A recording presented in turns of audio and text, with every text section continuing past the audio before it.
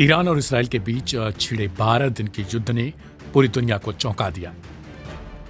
मिसाइलों की बारिश, ड्रोन हमले और जवाबी कार्रवाई से दोनों ही देशों में तबाही मचाई।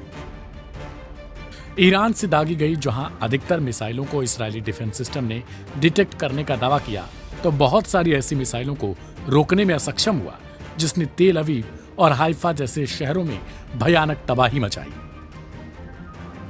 यही कारण है कि अब तुर्की अपनी सुरक्षा को लेकर चिंताजनक स्थिति में है और अपने स्टील डोम को अभेद्य बनाने की दिशा में आगे बढ़ने लगा है। तुर्की अब अपनी हवाई सुरक्षा को स्टील की दीवार की तरह अटूट बनाने की तैयारी में है। इसराइल के आयरन डोम की तर्ज पर तुर्की ने स्टील डोम नामक एयर डिफेंस सिस्टम विकसित करने का ऐलान किया। राष्ट्रपति रजब तैयब अर्दोआन ने हाल ही में इस परियोजना की घोषणा करते हुए कहा कि यह तुर्की की सैन्य क्षमताओं को स्वदेशी तकनीक से सुसज्जित करेगा और देश को हवाई हमलों से पूरी तरह सुरक्षित बनाएगा। तुर्की सरकार की योजना है कि डिफेंस सिस्टम हर स्तर पर खतरे का जवाब देने में सक्षम होगा, चाहे वह ड्रोन हो, क्रूज मिसाइल हो या फिर बैलिस्टिक हमले। ऐसे में वो स्टील डोम को पूरे देश में तैनात करने की योजना पर काम करने लगा। इसमें हाइपरसोनिक, बैलिस्टिक और क्रूज मिसाइल शामिल होंगी।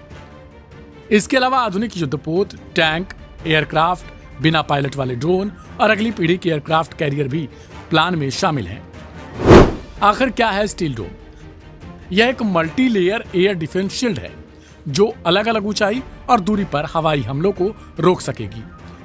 Aim right, achieve big. At KR Mangalam University, we provide you the platform to turn your dreams into reality. At KR Mangalam University.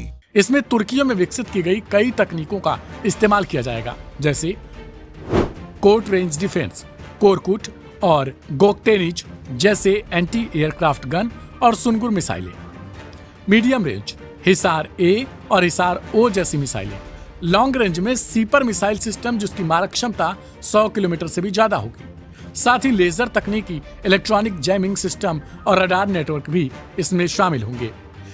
इस प्रणाली का निर्माण पूरी तरीके से स्वदेशी तकनीक से किया जा रहा है, जिससे तुर्की की आत्मनिर्भरता भी बढ़ेगी।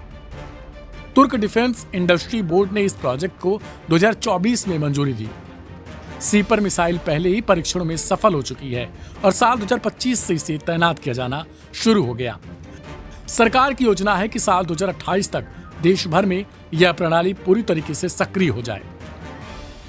इसराइल गजा युद्ध और यूक्रेन युद्ध के दौरान देखा गया कि आधुनिक जंग में हवाई हमलों से बचाव अत्यधिक महत्वपूर्ण हो चुका है। ड्रोन्स, मिसाइल और आर्टिलरी शेल्स अब युद्ध का चेहरा बदल चुके हैं। ऐसे में तुर्की का यह स्टील डोम उसे न केवल दुश्मन के हमलों से बचाएगा, बल्कि एक बड़ी सैन्य शक्ति के रूप में स्थापित करेगा।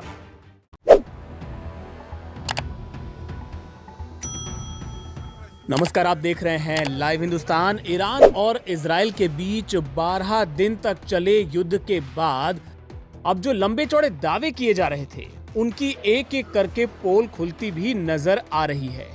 आपको याद होगा, जब युद्ध दोनों देशों के बीच में चल रहा था तो न सिर्फ इजराइल की तरफ से बल्कि अमेरिका की तरफ से भी, अमेरिकी राष्ट्रपति डोनाल्ड ट्रंप की तरफ से भी बहुत बड़े बड़े लंबे चौड़े दावे किए जा रहे थे। उनमें से एक दावा यह था कि ईरान के सुप्रीम लीडर अली खामनेई का पता ठिकाना हमको पता है, हमें पता है कि वो कहां छिपे हैं और जब चाहे हम उनको मार देंगे। इस तरह का दावा इजराइल की तरफ से भी किया गया था और साथ ही अमेरिकी राष्ट्रपति डोनाल्ड ट्रंप ने तो बाकायदा एक ट्वीट करके उन्हें सरेंडर करने की चेतावनी दी थी और साथ ही कहा था कि हमें उनकी लोकेशन पता है। ये ट्वीट भी आप देख सकते हैं जो उन्होंने किया था। लेकिन अब युद्ध खत्म होने के बाद इजराइल क्या कह रहा है? इजराइल कह रहा है कि भाई हमने खोजा था पर वो मिले नहीं, हमें नजर नहीं आए, वरना उनको हम जरूर मार देते। तो पहले दावा ये था कि भाई हमें तो पता है कि कहां है, और अब ये कहा जा रहा है कि दरअसल वो मिले ही नहीं। ये दावा किसने किया, ये बात किसने कही है? दरअसल ये बात कही है इजराइल के रक्षा मंत्री ने। उन्होंने कहा है कि हमने तो आयतुल्लाह अली खामनेई की हत्या करने की पूरी योजना बना ली थी और इसके लिए हमें अमेरिका से भी इजाजत लेने की कोई जरूरत नहीं थी, क्योंकि आपको याद होगा बीच में इस तरह की खबर भी आई थी कि इजराइल मारना चाहता है, लेकिन ट्रंप ने वीटो कर दिया है और इस वजह से खामनेई को छोड़ दिया गया है।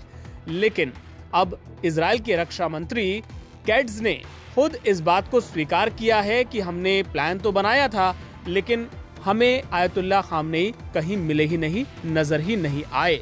Aim right, achieve big. At KR Mangalam University, we provide you the platform to turn your dreams into reality. At KR Mangalam University. उन्होंने कहा कि खामनेई ने बंकर में छिपकर अपनी जान बचा ली। अब किसी भी देश के बड़े नेता को अगर जान का खतरा होगा दुश्मन देश से, तो जाहिर है उनकी सुरक्षा को देखते हुए कदम वो देश उठाएगा ही। नेतन्याहू को लेके भी इस तरह की खबरें आई थी कि वो भी बंकर में अपनी सुरक्षा के लिए गए हैं। तो जाहिर है ईरान ने भी अपने सुप्रीम लीडर की सुरक्षा के लिए उन्हें सुरक्षित ठिकाने पर पहुंचाया होगा। अब इजराइल कह रहा है कि अगर हमारी नजर में वो आते तो हम उनको जरूर मार देते। हमने उन्हें ढूंढने की कोशिशें की थी, लेकिन वो छिप गए। इजरायली रक्षा मंत्री ने एक इंटरव्यू के दौरान कहा, खामनेई को ये पता चल चुका था, इसलिए वो अंडरग्राउंड हो गए। यहाँ तक कि खामनेई ने अपने कमांडरों से संपर्क तोड़ दिया, इसलिए अंत में हमने उन्हें छोड़ दिया। ये पूछे जाने पर कि क्या इजराइल ने खामनेई की हत्या के लिए अमेरिका से इजाजत मांगी थी, कैट्ज ने कहा कि इन कामों के लिए उन्हें अमेरिका से अनुमति की जरूरत नहीं है। इसके अलावा उन्होंने क्या कहा, उन्होंने कहा कि अब इजराइल खामनेई को मारने की कोशिश नहीं करेगा, क्योंकि युद्ध विराम के पहले और युद्ध विराम के बाद दोनों स्थितियों में अंतर हो जाता है। हालांकि उन्होंने ये जरूर कहा खामनेई को चेतावनी देते हुए कि वो बंकर में ही रहें।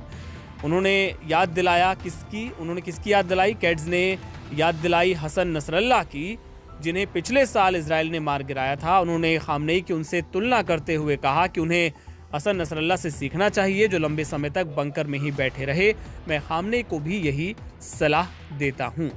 लेकिन इजराइल अब चाहे कुछ भी कहे, आयतुल्लाह खामनेई ने कल एक राष्ट्र के नाम संदेश भी दिया था, जिसमें उन्होंने अमेरिका को जमकर लताड़ा था। उनका वीडियो बाकायदा सामने आया है और खबरें इस तरह की भी हैं कि बहुत जल्द वो सामने आ सकते हैं। और मुहर्रम का महीना चूंकि शुरू हो चुका है और जो शहीद हुए थे, बड़े जो कमांडर्स, परमाणु के जो वैज्ञानिक शहीद हुए थे ईरान में, उनको अभी सुपुर्दे खाक किया जाना है। उस कार्यक्रम में भी वो शामिल हो सकते हैं और बहुत जल्द सार्वजनिक तौर पे खामनेई नजर आने वाले हैं।